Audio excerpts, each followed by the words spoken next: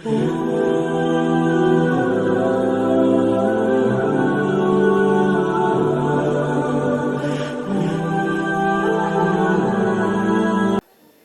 alaikum wa rahmatullahi wa barakatuh.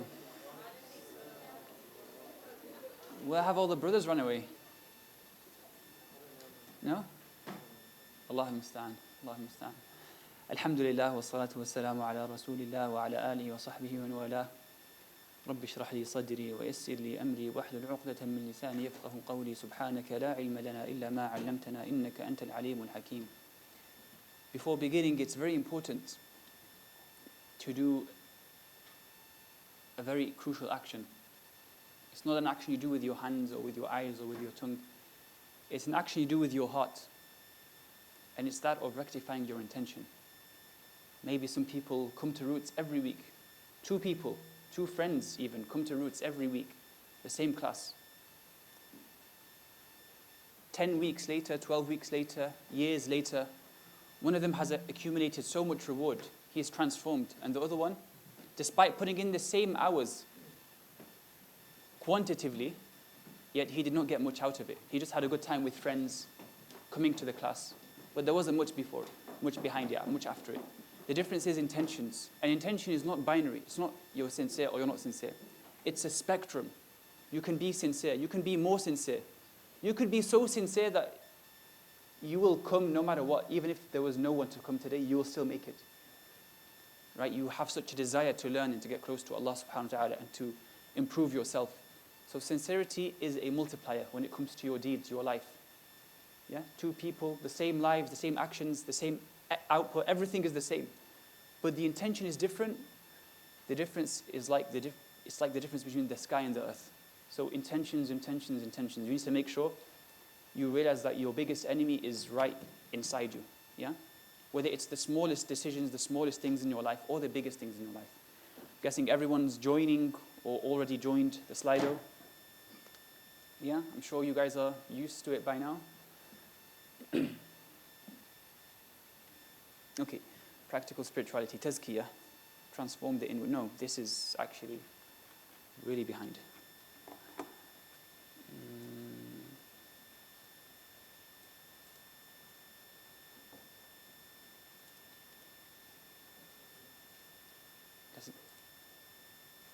صح.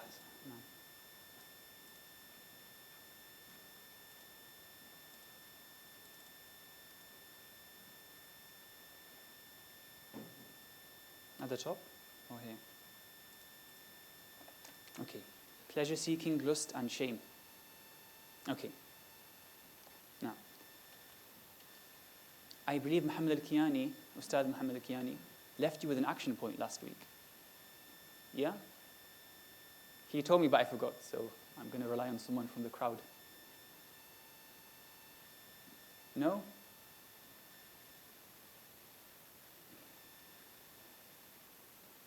No action points. Or everyone here has the memory of a goldfish. Yeah?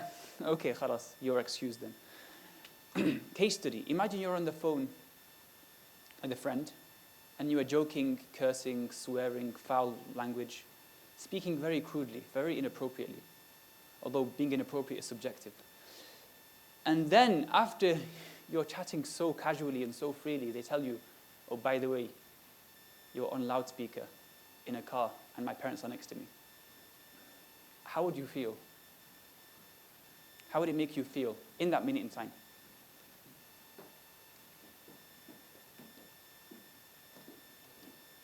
Yes? Embarrassed. What did we say? Ashamed. Good. Anything? Betrayed. You're going to sort that friend out. The friendship is over. Embarrassed, ashamed, betrayed. You know what? You'll feel angry because, right, he shouldn't have done it. But then again, it was coming from your mouth, not his mouth, right? Why do we feel this way? Why do we feel embarrassed, ashamed? Where is this coming from? The heart, explain yourself, Craig.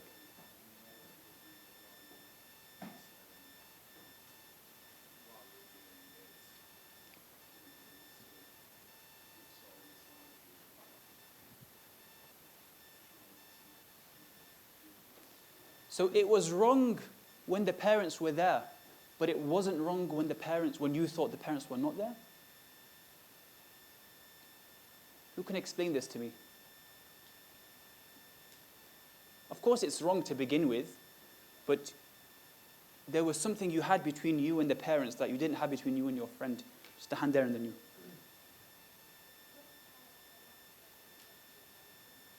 Mm-hmm.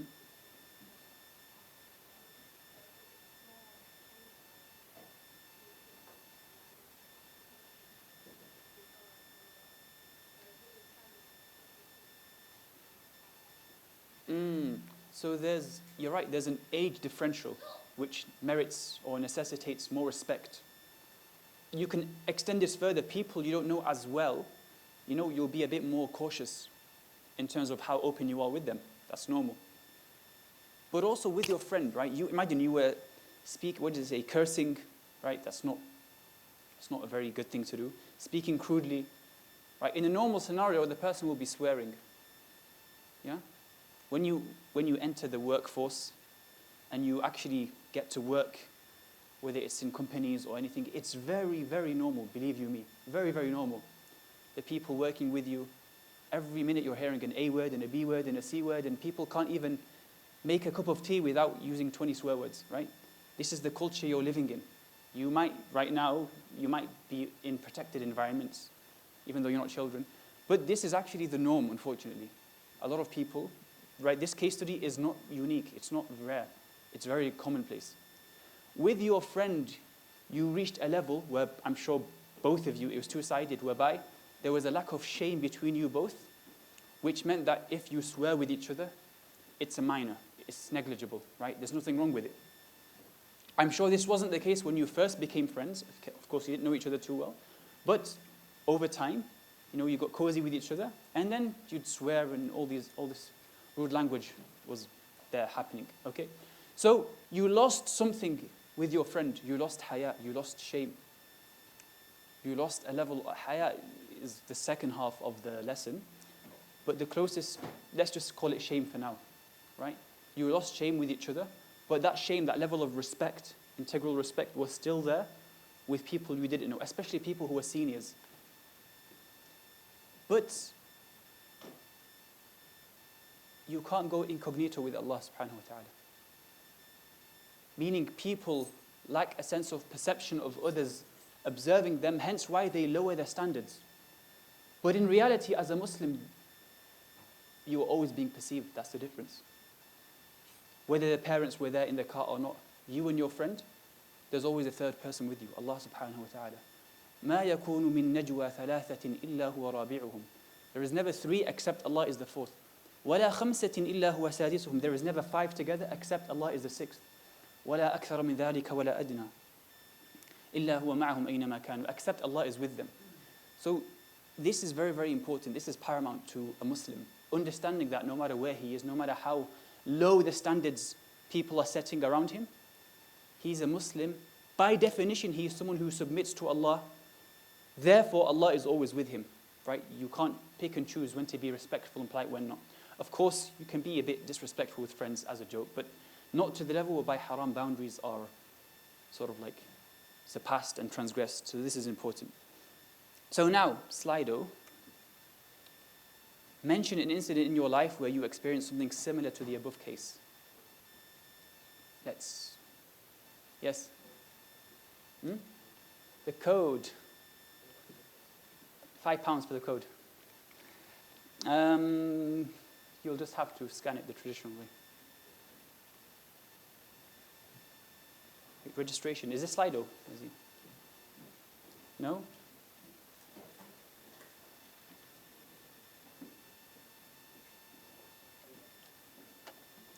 Is it the original Slido in the first slide? Yeah? So here.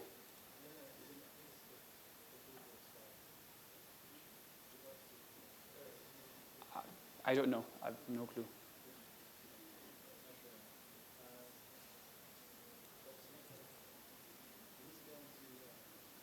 Should we just allow it? Or خلاص, maybe the second half will do it. Okay, so I'm just going to have to pick on people.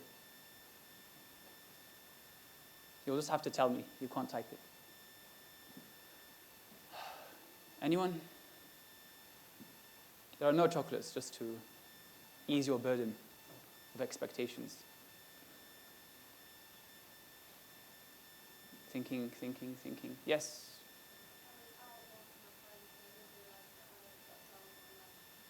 You had what?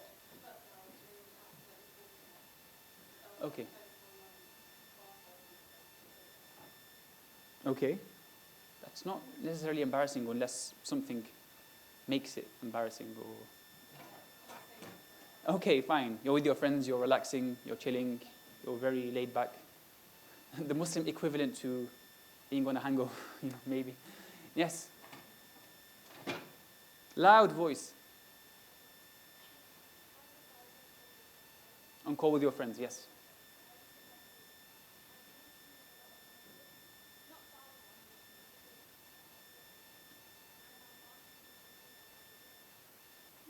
Mm.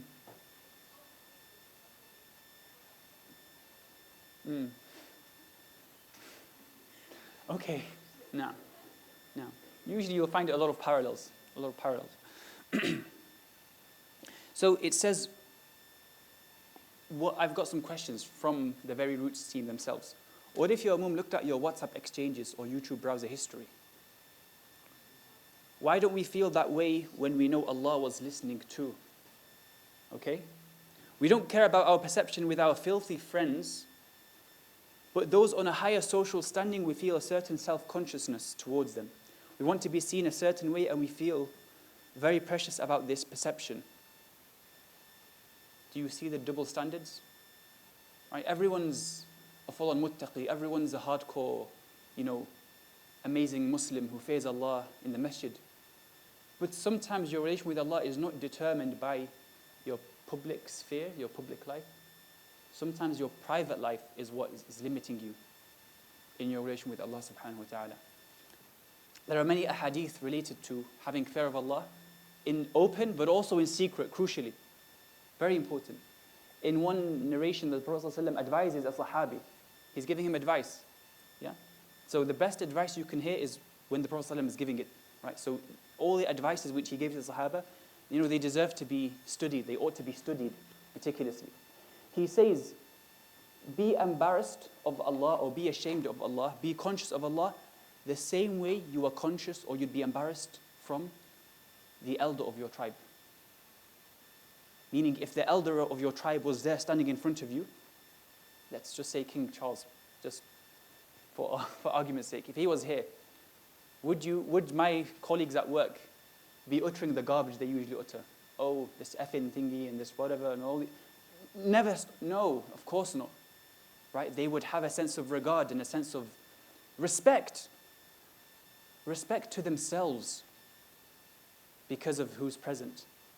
So with Allah subhanahu wa ta'ala reaching a level whereby you have this level of haya, you have this level of al-haya min Allah, being ashamed or embarrassed from Allah subhanahu wa ta'ala, is what we should aspire to reach as Muslims. Yeah? Islam is a process. What does it mean? What does Islam mean? Submission, right? You never stop submitting. There's always more to submit until you die. Yes? And Iman is believing. And Ihsan is also a process. Perfecting, excelling. You can never be excellent. You can always excel even more. Okay? So, reaching this level, this status of Ihsan called Al-Haya'u min Allah, being embarrassed or ashamed from Allah subhanahu wa ta'ala, is a very amazing quality to have. May Allah subhanahu wa ta'ala allow us to aspire towards this and achieve it before we die. Okay, the dark side of pleasure. Allah says in the Quran, in Surah Al Imran, زُيِّنَ لِلنَّاسِ حُبُّ الشَّهَوَاتِ مِنَ النِّسَاءِ وَالْبَنِينَ وَالْقَنَاطِيرِ الْمُقَنطَرَةِ مِنَ الذَّهَبِ وَالْفِضَّةِ وَالْخَيْلِ الْمُسَوَّمَةِ وَالْأَنْعَامِ وَالْحَرْثِ ذَلِكَ مَتَاعُ الْحَيَاةِ الدُّنْيَا وَاللَّهُ عِنْدَهُ حُسْنُ الْمَآبِ. Beautified in the eyes of people is the love of desires. من النساء, first one is women, والبنين, and children, والقناطير المقنطرة, and trinkets of gold and silver. Basically possession of, specifically gold and silver is at the top. والخيل المسومة, and horses. والأنعام, and cattle. wal-harth, and harvests or produce or yield, whatever you want to call it. So Allah mentions these categories. The simple charlatan who reads the Quran might think, oh look, the Quran is so outdated. We don't use horses. I don't like cattle, sorry. In fact, if I see a muddy sheep or a muddy cow, I'll run away. It's not beautified in my eyes. Yeah? I heard this from a child who was on a farm. But Allah subhanahu wa ta'ala is not giving you specifics without a reason. These are categories of things. It's classifications. Women is a timeless one, right? Desires that men and women have towards each other. Children, right? Loving children, right? In a normal society based on the fitrah, the more children you have, the better. The more you want to have children. A society where they don't want to have children, it's almost, you can tell it's a declining society, morally, ethically, whatever you want to call it. So children, family, all these relationships that you're forming with your children who are going to continue your legacy. Gold and silver. Today a pound coin isn't physically gold, right? Or a dollar. In fact, it's paper that we use. In fact, even paper has been replaced by digits on a screen. This is how much you're getting scammed. Yet still, intrinsically, all these things don't have value. Their value always goes back to something tangible. And gold and silver is timeless. It has always been, given value. In fact, gold and silver gives itself value, as opposed to us giving it value. That's why Allah subhanahu wa ta'ala, within our circuitry, He's determined for us to have this perception of gold and silver. وَالْخَيْلِ الْمُسَوَّمَةِ. Horses. Anyone rides horses? Anyone loves horse riding? No, not better? No? Scratch. Well, the equivalent is horsepower, so cars, okay? Not camel power or goat power. Okay, horsepower, cars, transport. Look, the latest Ferrari and the latest airplane and the latest jet fighter, and maybe some people will be teleporting, Allahu A'lam, right? But it's almost like man, covets the power to harness modes of transport. Yeah? Especially boys, especially men, okay? وَالْخَيْلِ الْمُسَوَّمَةِ وَالْأَنْعَامِ وَالْحَرْثِ. And cattle, right? Cattle give you food. It's the main sort of staple diet of the upper class, regardless of whichever country you find yourself. وَالْحَرْثِ. Land. Land both just for the sake of land, but also land which produces for you, right? There's a school of philosophy or even sociology which states that land is the essence of all wealth. Meaning, the same way some people consider gold and silver to be of the utmost value, others say no, land is actually the source of value. If maybe someone studied classical economics or something, Allahu A'lam. So, the dark side of pleasure. Are these things intrinsically evil? Are horses evil? Are women evil? Is gold evil? Someone say yes, women are evil. No. Horses. So is it bad to have desires? Yeah? No. Why do we associate them with bad things then? Gold. Imagine someone has loads of gold. Automatically, you'll find people have a sense of, they've got some reservations towards them. For no fault other than just him having loads of gold and silver, being rich, right? Why? Yes?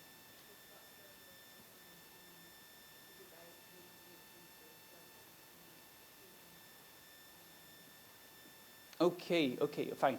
Now. So desires are not bad. When, of course, Islam gives you a guideline, within measure, you can fulfill your desire. Yes, you can have money. Have all the money you want, but there's a limit. The limit isn't a threshold on the upper level. Rather, it's zakat. It's social justice that you have an obligation. Yes?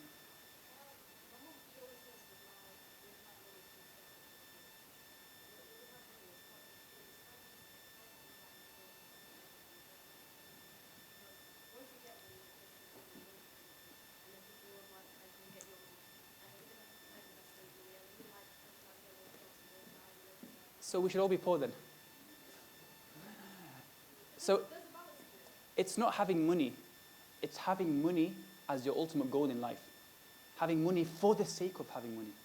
That's evil. That's bad. Then you'll start to fall in the dark hole. right? But a lot of Sahabas were very rich. They had a bigger aim in life than money. Like Umar ibn Khattab, he's entering Al-Quds. He was walking and his servant, it was his turn to ride the camel or the horse or whatever they were riding, okay? And Umar ibn Khattab's clothes are all patchy.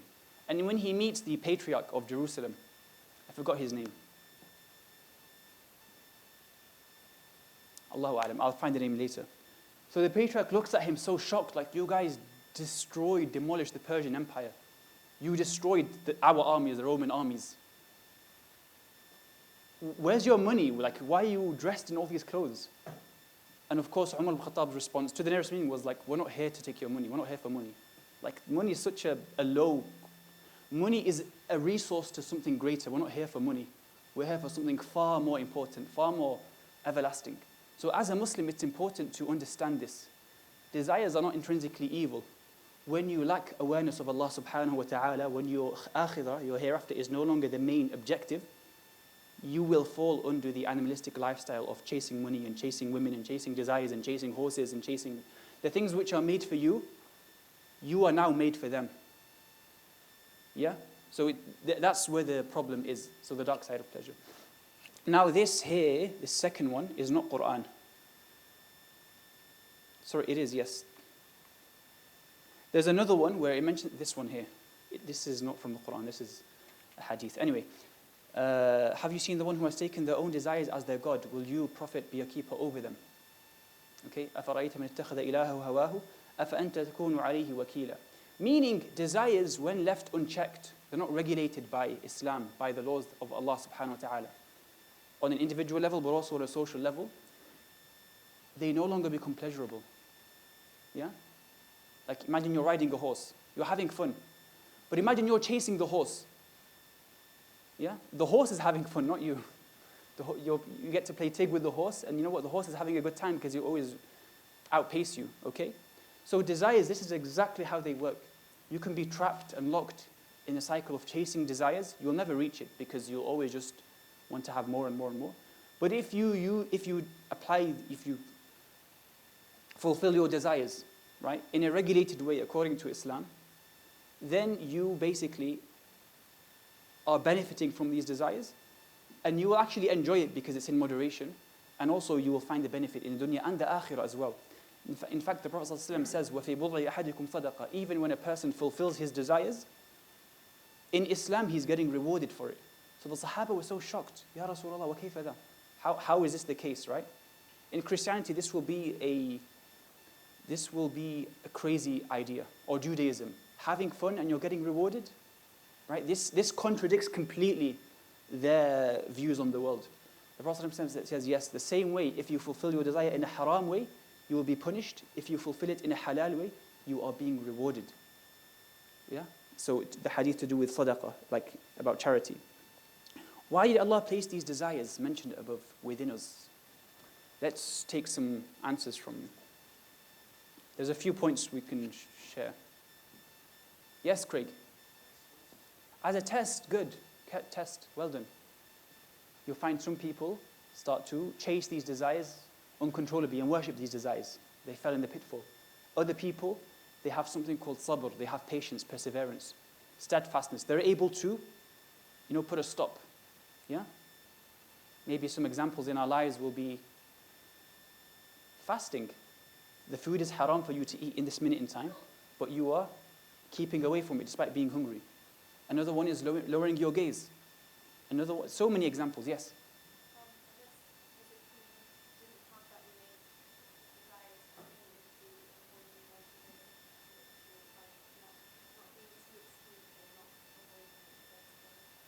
Okay, so it's a test of applying moderation. And I can think of at least 3 and 4, yes. Well done. There's a choice. It gives you a choice, mashallah. Just imagine I had chocolates, then give them to you. Mashallah, well done. It's your capacity to obey or disobey Allah subhanahu wa ta'ala, or to disobey Allah subhanahu wa ta'ala. And yet you choose not to, right? That is the crucial thing. You're not just like an animal which is, preordained or predetermined, predestined to just worship or do something, right? You have the choice in the matter. Yes?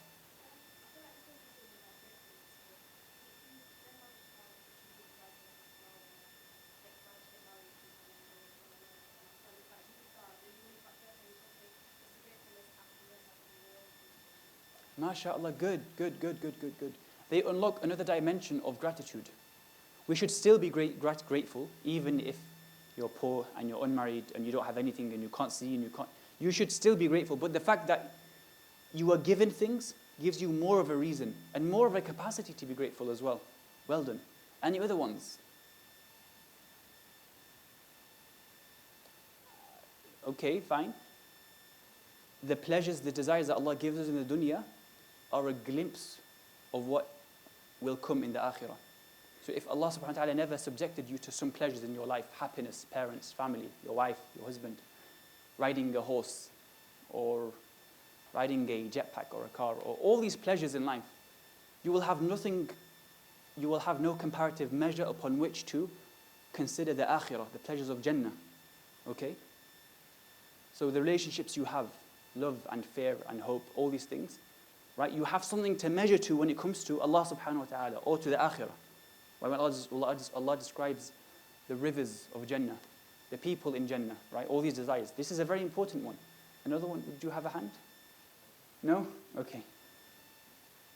Anyone want to share another one? The most obvious one is that these desires are necessary to your existence. Right? Do you find pleasure in eating? Yeah? I do. Depends on the food, but yes, of course. Imagine you never ate. Imagine the food was not desirable. Imagine your chicken and your bread and your chicken tikka masala, right? Imagine they all tasted like grass or rocks. Imagine you have no desire, there's no inclination to eating. You don't relish the taste, you don't like it. You don't get hungry, there's no hunger instinct within you. You will starve to death. Yeah? Imagine when you never became thirsty. So your body's dehydrated, but there's no trigger to make you thirsty and to make you crave for water. You will die of thirst. Imagine there's no temperature sensors on your body. You will die of extreme cold or extreme heat. Imagine there's no inclination for you to get married, attraction, let's say. Your parents would have never been married and you would have never been conceived. So desires are not inherently evil. Yeah? It's how when people transgress, right? Allah is no longer the objective, so they're forced to fill in the void by seeking other things, right? There was an amazing quote I came across today, which is, when people lose meaning in life, they will desperately try to fill in the vacuum by entertainment. That's why society is so big on entertainment. The World Cup and the next film and the latest soap opera, right? Because people are empty. They're trying to fill up their lives with something. So entertainment is, the next best thing. Anyway, what is the difference between permissible enjoyment and being enslaved to our desires? I think some of it was answered, but we'll ask again. If anyone scratches their neck or their head, I'm going to pick on you because it looks like you're... Nah? Taqwa. So being conscious of Allah subhanahu wa ta'ala is the difference between enjoying things in a permissible way or being enslaved to. Very good. Any other? Yes? Excellent. Very succinctly summarized. Jazakallah khair. MashaAllah. What's your name? Samir. MashaAllah. Samir. Nah. Very good. Very good. These are things for you to reflect on. Make some notes in your books. Practicing restraint, which is sabr, which is something which the society today tries to make you not practice whatsoever. There's all these triggers around you, food adverts and other indecent adverts, and it's designed for instant gratification, right? You don't have money, it's okay, you can take out a loan and you can instantly buy this car, right? You don't have money for university, it's okay. There's a student loan, right? Just go and spend like crazy. So society is again, also, modern society is built in a way which does not encourage you to have a level of steadfastness. Okay? قال رسول الله صلى الله عليه وسلم يعني حثت الجنة بالمكاره. Paradise has been surrounded by adversities, difficulties, and hellfire has been surrounded by lusts. desires, things which are attractive, which are very appealing to you. This is Sahih Muslim. So this next one, this is in the Quran. The disbelievers may take their fill of pleasure in this world and eat as cattle do, but the fire will be their home. وَالنَّارُ مَثْوًى لَهُمْ. Meaning, the same way an animal dies, the world isn't saddened by its death. It hasn't left a mark. It was just born to eat and reproduce and then depart. This is exactly how Allah describes someone who doesn't believe in Him. He's just living to fulfill his desire. There is no bigger ambition, no bigger goal in life. So as a Muslim, it's very sad for you to be of a similar caliber in terms of your purpose in life, right? You should have lofty aspirations. You should aspire for something far bigger than just getting a paycheck and then just satisfying your hunger, right? That is important, but it should propel you to something far more. Okay. It is sufficient for every person to have a few bites to straighten his back. حَسْبُ ابْنُ آدَمْ لُقَيْمَاتٍ. A few bites, يُقِمْنَ صُلْبَةً, to straighten his back. Meaning not to completely satisfy your hunger, but rather enough for you to not be starving. Right? Medically, whatever proven, is that you don't need a lot of food to survive. Your stomach craves a lot of food, right? A 3-course meal and a 5-course meal and a all-you-can-eat buffet, right? All these things are amazing from a desire perspective. But from a health perspective, you need very little food to survive, or to thrive even. It's quality rather than quantity. Anyway, فَإِنْ كَانَ لَا مَحَالَ. But if you have to, right, if you have to eat more than just satisfying your bare necessity, then have a third for food, a third for drink, and a third for air. Strangely enough, if we practice this sunnah, most of your medical problems, doctors, who's the doctor here? Nazih? Badr? Masha. You guys will be out of business, most of you, if we practice this right now. So, yeah, the Arabs used to say before Islam that your pharmacy is your stomach. Where did this come from? Okay. If you make sure your stomach is not well fed, as in like you're feeding it all the time. No, rather you give it exactly what it needs in moderation, not too much food. Then health-wise, even from a mental health perspective, a lot of your problems will, and you will be much better relieved. This is not in the Quran. This is the one that I'm after. So make sure you correct your books. Yeah, this is not Quran. So a man belched in the presence of the Prophet ﷺ. So he said, restrain your belching, for those who are most satiated in the world will be the most hungry on the day of resurrection. Meaning, this food culture we have, or going, 20 burgers, Allahu A'lam, in Imran's, or a KFC, right? We think it's good. Why? Because our measure of what it means to be a good Muslim is, it's halal, well done. Let's eat all we can. Yes, halal, you can eat it. But just because you can eat something, should you eat something? Jabir radiallahu anhu, he was a young boy. He was coming from the marketplace and he had some meat with him. So Umar al-Khattab stops him as he sees him and he says, what is this, ya Jabir? He says, lahmun, it's meat. Meat was like a big, commodity back then. It wasn't, you don't have meat every day in your life. You'll have it on occasions. If you're rich, you might have it on a weekly or bi-weekly basis, right? But meat was not a very common thing that you just have every day. And here was Jabir just casually walking back from the marketplace with a piece of meat. So Umar al-Khattab says, what is this, ya Jabir? He says, ishtahaytu lahman. I had some desire for meat. The equivalent is, you know what? I feel like a KFC, or I feel like a roast lamb, or pulled lamb, or whatever, right? Whenever you get a trigger, whenever you see an advert of food, khalas, straight away, your animalistic instinct kicks in and you get it. And it's halal, so of course we think it's fine. So Umar al-Khattab tells him, أَفَكُلَّمَا اشْتَهَيْتَ اشْتَرَيْتَ. Whenever you have a desire, you just go and fill it like this. Is this acceptable from someone such as yourself, Jabir? So that was the lesson. Having the patience on your desires, even for halal desires. Fulfilling them out too much excessively is also not a good thing, which is why in Ramadan, which is the main time in which a person improves, or the main opportunity for improvement, even things which are halal, eating halal food, drinking halal things, when spouses, have intercourse, this is halal. They're actually rewarded for it. But even these halal things, they become haram. Why? Because it's a time whereby you can't be mediocre. You have to be your best. You have to improve now. And to improve, you can't just be satisfying your desires, even if it's halal desires. So,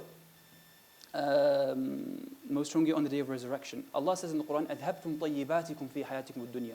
Speaking to those who ended up in Jahannam, Allah says, you burned out, you exhausted, you used up, right? You know, you can use up resources. You've used up your goodnesses or your good deeds, your good merits in this life from indulging in everything. Okay. Overeating and obesity is arguably one of the world's most widespread epidemics, causing a host of physical illnesses such as cholesterol, high blood pressure, etc. On a spiritual level, what could be the effects of foodie culture and overeating?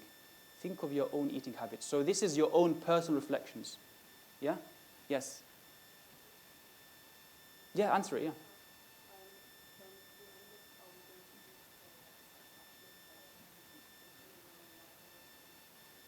Yeah. Comfort eating. Yeah. Like so many people don't eat when they're hungry. They eat when they're upset. When they have a bad day at work, they make up for it by just eating. Yes?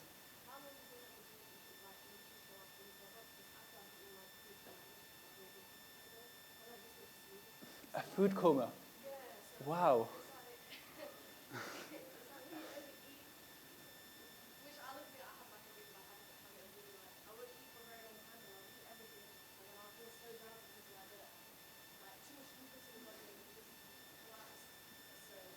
Okay. I mean, this is almost as bad as some friends who we're having an eating challenge. Who can eat the most?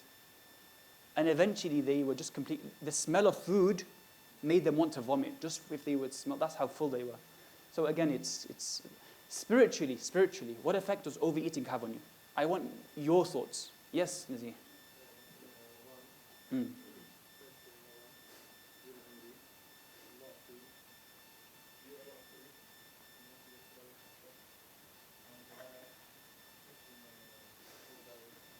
Or tying a rope on your stomach.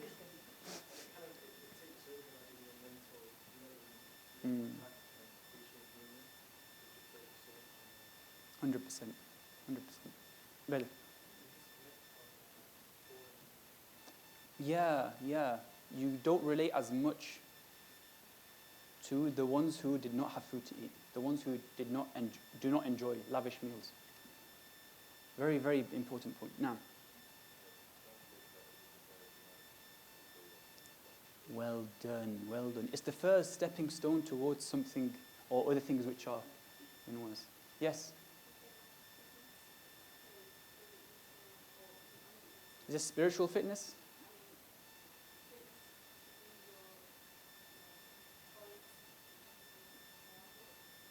Okay, fine. I'd say it's indirectly, yes. Okay.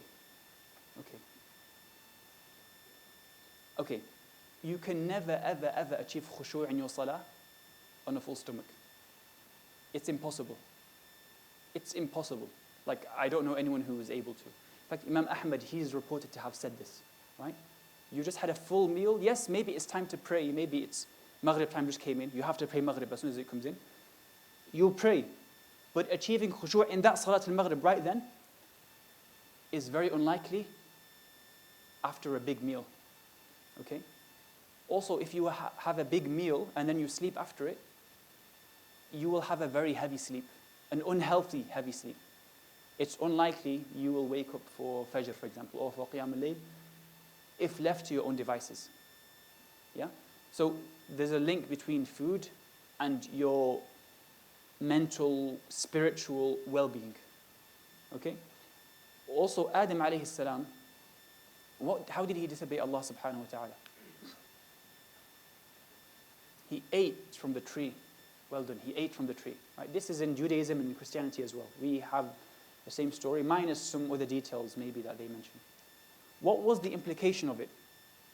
What happened when he ate from the tree, him and Hawa?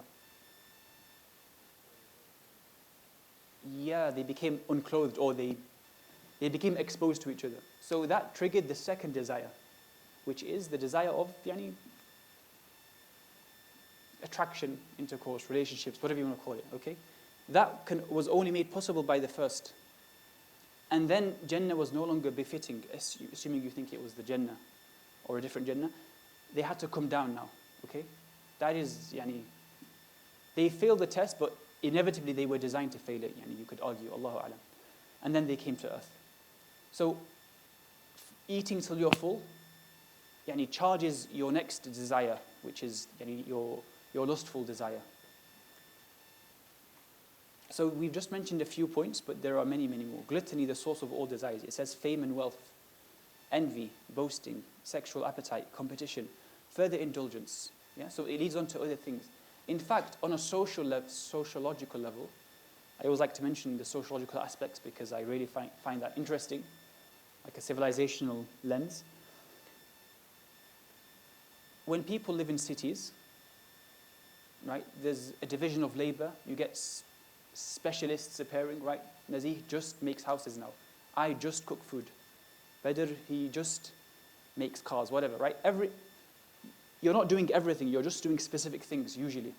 So then civilization gets very sophisticated. Usually people living in such environments, they don't need to worry about what they're going to be eating because they have provisions, right? They've got loads of food.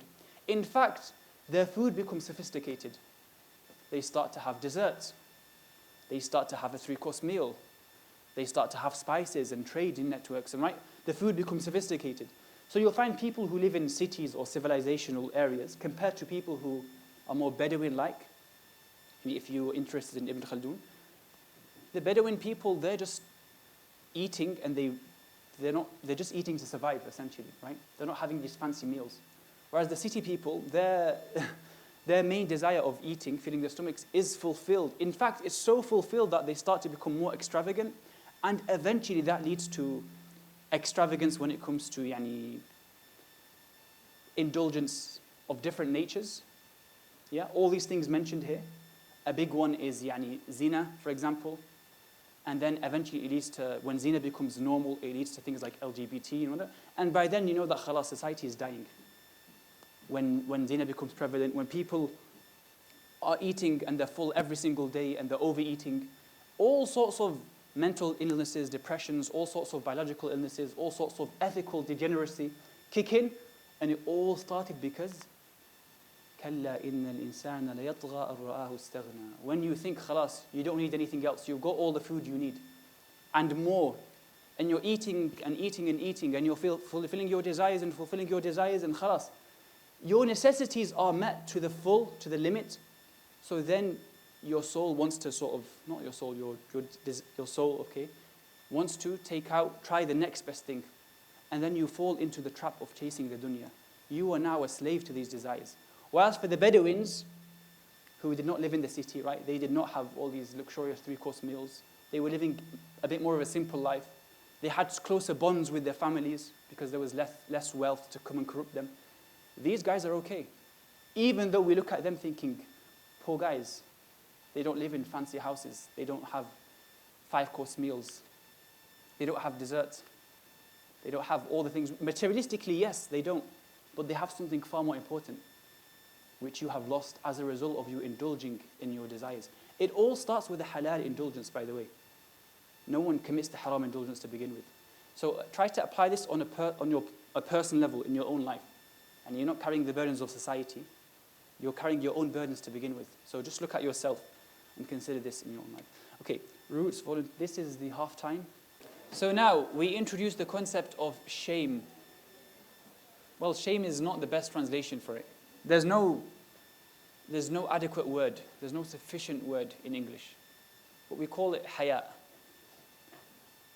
Shame, positive shame, or I don't know. There's no translation for it. So you'll have to do some reading, research, critically think about the word, look at different dictionaries, right? Try to understand what this word is. But there's no single word that will do it justice. In Urdu, there's a word called sharam.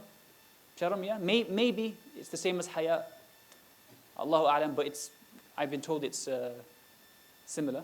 The Prophet ﷺ said, shame before Allah as is his right, is to guard the mind and what runs through it, to guard the stomach and what fills it, and to reflect upon death and the trials of the world. So when you have shame before Allah, it is not just from what is evidently manifest from you physically, it's also your thoughts. Like I could look at Nazi and I could smile and wave at Nazi, but in my head I've got bad thoughts on Nazi, right? So I've got shame from Nazi, but I don't have shame from Allah subhanahu wa ta'ala, right? I'm trying, because, right, the shame from Allah subhanahu wa ta'ala applies to what you think of as well, what goes through, yani fi khatir al-nafs, what goes through yourself, what your desires speak to you of, and all these fantasies that you have. Okay, so the mind, the stomach, and also reflecting upon death. Why is reflecting upon death mentioned? So it's not a simple answer, but you can repel your thoughts, so you can't control what they come, but also being in environments which are positive or halal, then the stimuli which initiate bad thoughts will reduce. You'll have good thoughts. If you're around bad company, of course you'll have bad thoughts. If you're listening to swear words every day and rude jokes and rude language, you can't stop these because you've put yourself in that environment. So a lot of it is to do with the environment as well. Yes?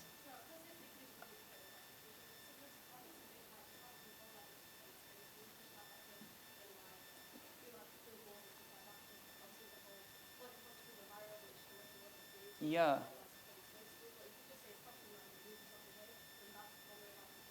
MashaAllah, good, good. Your mind is a vessel and your heart is like a vessel as well. It has to be filled with something. Sometimes you trying to take out the bad liquid inside it isn't going to work. Yeah, you're trying to take out water, but it just keeps getting filled. So you have to fill it with something positive as well as trying to take out the negative as well. There's a whole science to Tazkiyah and other things as well. But a lot of it is to do with, you can't just stop bad actions. Sometimes you can't. You have to rather populate your life with good actions and good environments, which will eventually, وَأَتْبِعِ السَّيِّئَةَ الْحَسَنَةَ تَمْحُهَا. If you follow up a sin with something good, the good will erase it. Yeah? So it's about trying to think strategically. The Prophet ﷺ says, I advise you to have shame in front of Allah Almighty as you would have shame in front of a righteous man among your people. So it's the hadith that I quoted before. But although the hadith that I quoted before, I remember it was to do with not just a righteous man, but an elder, right? Someone that his presence necessitates respect. And man's okay. We have all been on the phone to a friend speaking casually only to find out that we were on the last speaker. This is the same one. This is the same question mentioned again. This is important. From what was taken of previous prophets. That's a bad translation. Like from what people had received from the previous revelation. So something which reached people, which was revealed from very early on, is that if you have no shame, do as you please. Meaning, for social cohesion to happen, for us to get along well as people, as humans, there has to be something called respect. Right? There's a reason people wear clothes. Right? You all wear clothes in front of people. You'd never be unclothed only if you were alone. Yeah? So there's a reason for this. There's a reason why you'll speak in a certain way and you won't speak in a certain way, because people respect this haya. When this is removed, imagine society without this. You can't, that's it. It's a cause of society being destroyed when there's no haya at all. Yeah? People have no regard, there's no boundaries set. It's a civilization of animals, not of human beings. Say, Prophet, my Lord only forbids disgraceful deeds, whether they be open or hidden. قُلْ إِنَّمَا حَرَّمَ رَبِّيَ الْفَوَاحِشِ. A good word to know in the Quran is fahisha or fawahish. Right? Something abhorrent, something inherently known to be indecent, something known to be shameful. You don't need religion to come and tell you it's shameful. You yourself, as a human being, right? Why would a child left on an island, or children, they will cover in front of each other. Right? Even if no one's taught them to cover, they will still cover. They have something inbuilt within themselves, right, to protect to guard against any people observing their nakedness. Right? It's inbuilt within everyone. That's why right now, again, I'm going to cause Sheffield ISOC a lot of problems by saying this, but that's why the LGBT community or the initiative or whatever you want to call it, they're focusing on religion. Khalas, they're past that ball game. Islam, secularism, all these things. Khalas.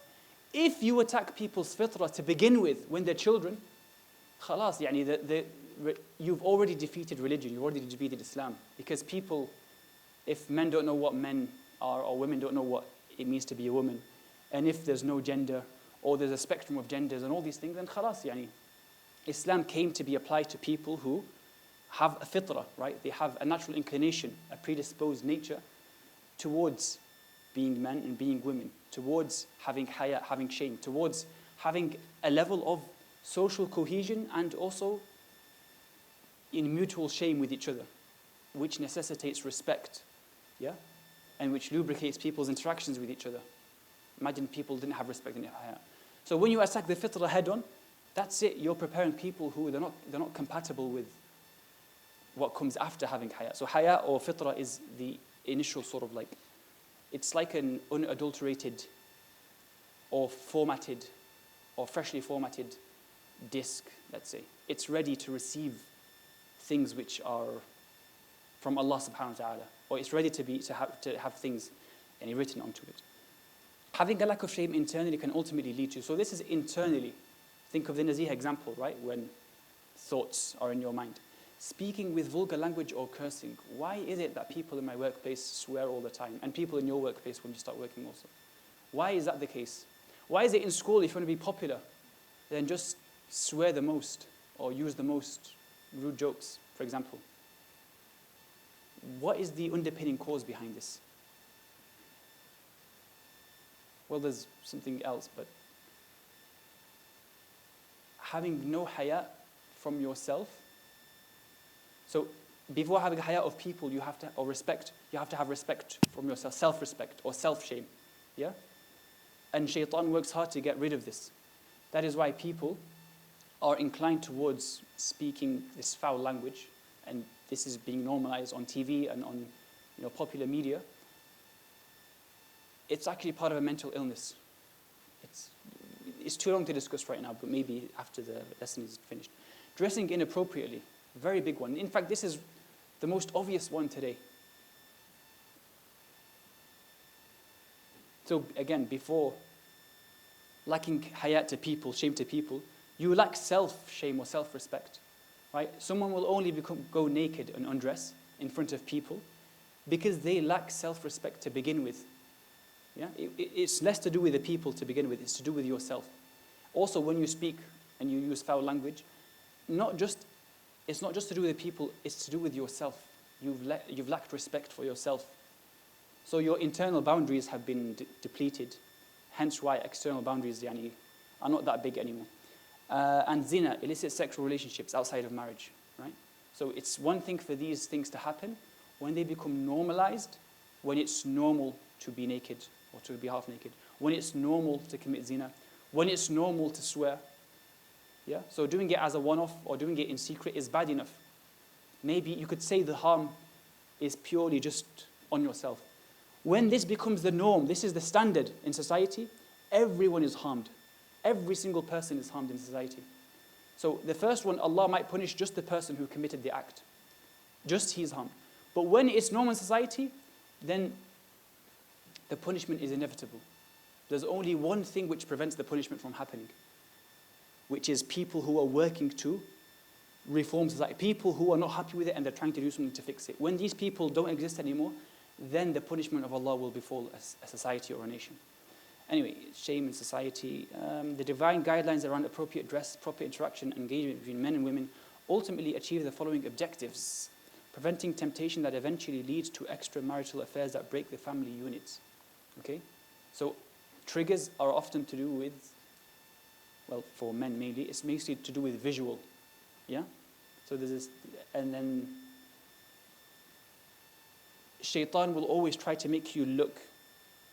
And that looking is what starts the thoughts. That looking is what leads to other things, desire, and then other things, and eventually the end goal, the fruit of shaitan, what he's harvested, yields the fruit of zina, where khalas, he's made you fall into the act. Okay? Also tying the fulfillment of sexual desire to love, commitment, and building the family unit rather than the sole pursuit of casual pleasure. So we said before at the start how desires are not inherently evil, they serve a purpose. When fulfilled in moderation, in the way that Allah ordained for them to be fulfilled, right? So when desires are fulfilled in the right way, you have a loving bond with the spouse, and then you have children, and then you start to have a family. I don't know, like, as a child, one of the memories I've had is when we were invited to some family friends. And you know, it's a typical scene, right? It's nighttime, we're having dinner, us kids are running around, right? He's bringing the food, she's bringing it. It's like the house is so alive, right? It's such a place of warmth and comfort. As a kid, this is the ideal situation for you to thrive in, right? Now go to the same household, or go to the household whereby zina was practiced. You won't find children being loved. You won't find children lying around. You won't find a man and woman, you know, inviting their family friends over for dinner. Everyone's nice. It's almost like a utopian dinner happening, right? Zina ultimately just destroyed the family cohesion that existed. Yeah? In terms of the parents to their children, in terms of the parents to each other, in terms of society as a whole, zina destroys you before destroying anyone else. We always think the kids that are born illegitimately, they are the ones who suffer. But actually, the parents that conceive those kids, they are harmed before the kids themselves. And their lives are harmed as well.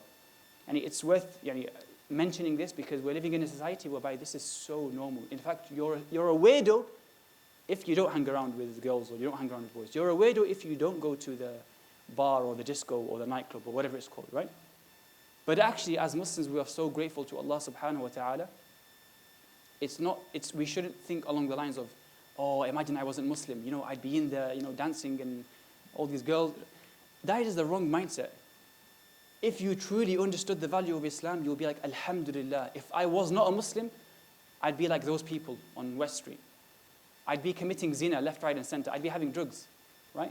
And these things set you up for disaster later on in life when it comes to having a family, right? If you've tried out all these girls and all these boys and all sorts of random... Remember, you're harming yourself. So shame or haya is a mechanism which Allah placed within you for your own benefit. Yeah? Over time, it can deteriorate because of society around you, because of customs and cultures, because of certain lifestyles. But actually, haya is a part of your Islam, part of your iman. So number one, this is the summary already. Have I been racing through it? Looks like, did we finish at 8:30 or 8:30? Okay, so I need due time. Number one, Allah placed within us desires and appetites for positive reasons.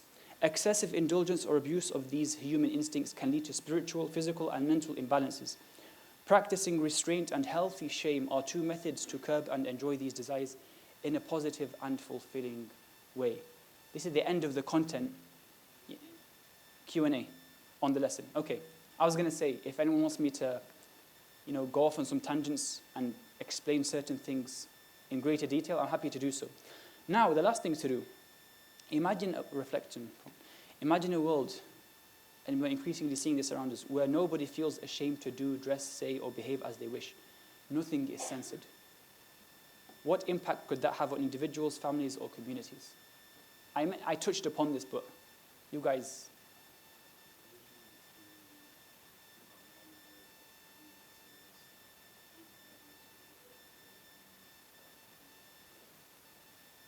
So instead of bonds being stronger, bonds become weaker. You'll have very superficial relationships in your life. Yeah? Well done. Excellent, excellent. Links to it. The bonds as well. In the short term, you think you're doing well, right?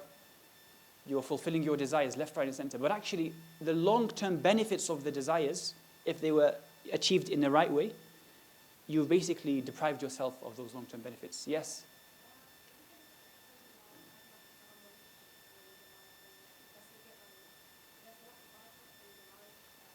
Unless you repented. But yeah, if a person repents sincerely, that's different. But yes, you're right. I just mentioned that because some people despair, right? Someone, for example, he was on drugs and alcohol and girls and all these things, and then he becomes a Muslim or he repents, he still feels guilty, right? He still feels guilty towards his children because before he had the children, he was... But if he repented sincerely, Allah will put barakah in his life. Yes.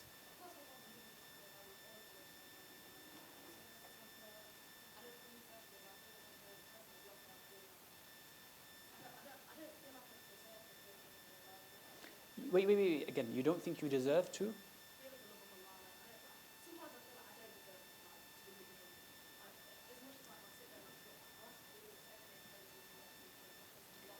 Okay. So number one, the fact that Allah's allowed you to say astaghfirullah shows that Allah wants to forgive you. Number two, if you think Allah will not forgive you, that's worse, that's a bigger sin than the sin that you've committed to begin with. Yeah? So this is actually like shaitan will want you to despair. Shaitan making you sin isn't his ultimate goal. Shaitan making you sin to the level whereby the sin becomes normal, that's his goal. Or you sin to the level whereby you think, khalas, Allah will never forgive me. Well done, shaitan. He's achieved his objective. But sinning is part of what we do. It's about how much you can control yourself and how much you regret it after you've sinned and how much you're able to stop yourself sinning in the future. So we all make mistakes, of course. Now, that's the summarized answer, that, unless you want a more detailed one. Anyone else?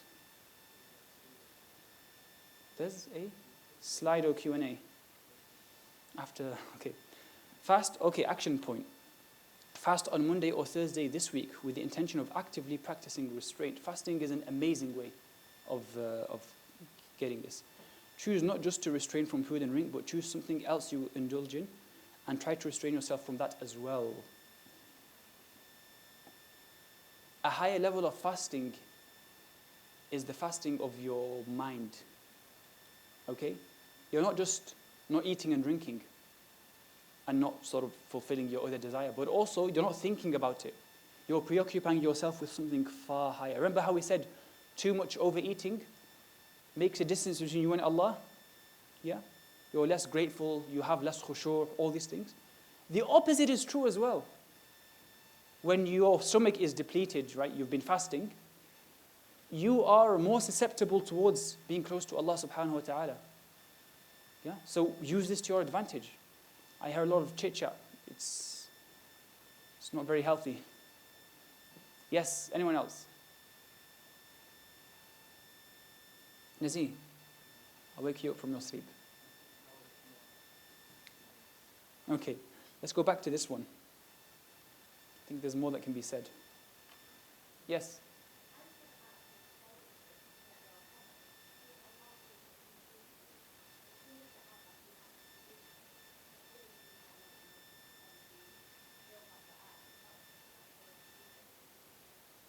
No.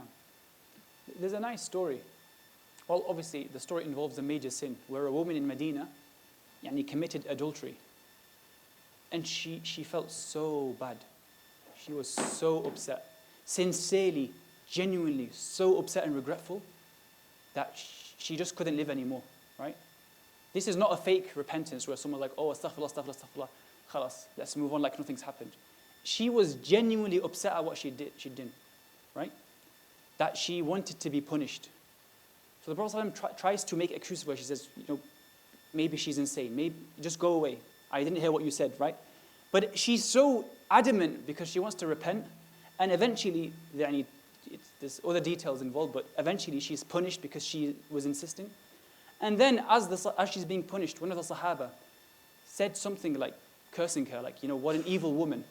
Look, you've committed zina, look, and you've resulted in a child, right? Like, that child is growing up illegitimate, right? And the Prophet said, don't curse her. Her repentance was so sincere that if you were to split it amongst 70 of the people of Medina, it will be enough to save them on the Day of Judgment. So sometimes a person's sin and him regretting it so much, that will make him enter Jannah. And sometimes a person's act of worship because he's so proud of himself.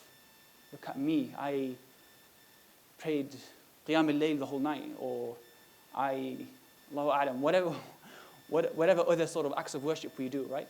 It's almost like you see yourself as better than everyone else, just as Iblis had done, and that will cause you to enter Jahannam. Yeah? So sinning is bad, you shouldn't sin, right? No, this is not a justification for anyone to go out and sin, because that just shows that you're messing around. You haven't understood who Allah subhanahu wa ta'ala is if you're actively going out to want to sin. But if it happens as a mistake, as a slip, which sometimes is the case, that's a different story if you're sincere. Okay, action point. Any questions? Did you say Slido? I don't think it's the case. You will not be inputting your questions on Slido this week. You'll just have to ask me, whether now or at the end. Any questions from anyone? So what is the meaning of haya? Shyness. What is hayat? Life. What is the relation? That's for you to find out. Okay. Okay, any questions? Approaching past. Yes. How can you know more about haya? From the Quran and Sunnah, also from experiences. There's a hadith. It's a bit of a tangent, but it will come back to what the Prophet says, Inna Allah hayyun kareem. Allah is hayy, meaning Allah has haya. I want you to pay attention. This is the grand finale of today's lesson. Right? Because a lot of our problems, a lot of our shortcomings can be overcome when we seek strength through Allah subhanahu wa ta'ala. And we look at things through the lens of our relationship with Allah subhanahu wa ta'ala. I commit a sin, I get punished. It's good that you think in this way. But there's a higher level. I commit a sin. Allah, the one I love, the one who gives me everything, the one who created me, the one who nurtured, He's going to be upset with me. That is far bigger than just I get punished. Okay? Allah's displeasure becomes the biggest punishment rather than an actual punishment. Allah has haya. Allah hayy, kareem, and He's generous. He's embarrassed. Right? Imagine Allah being embarrassed or ashamed to turn away the hands of His slave when he supplicates Him. Like when you ask Allah and you go with sifr, with zero, like you go with nothing in return, Allah's embarrassed to do that. Right? What an amazing hadith. It's not that dua is not powerful, it's that we impede the potential of dua. We belittle dua. As a result, our dua is insignificant because we limit our dua, not Allah subhanahu wa ta'ala. Right? There's some people in the dunya who come from very generous cultures. Imagine you're a guest in his house. He's given you food. He's entertained you. And before you leave his house, he gives you presents. And on top of that, you leave his house and he's so happy. Right? He gave you and he's happy, right? I know people like this who exist. They're more happy when they give than when they receive. Right? They're very excessively generous people. Maybe, inshallah, we can become such like these people. So if this is the case with human beings, imagine how the case is with Allah subhanahu wa ta'ala.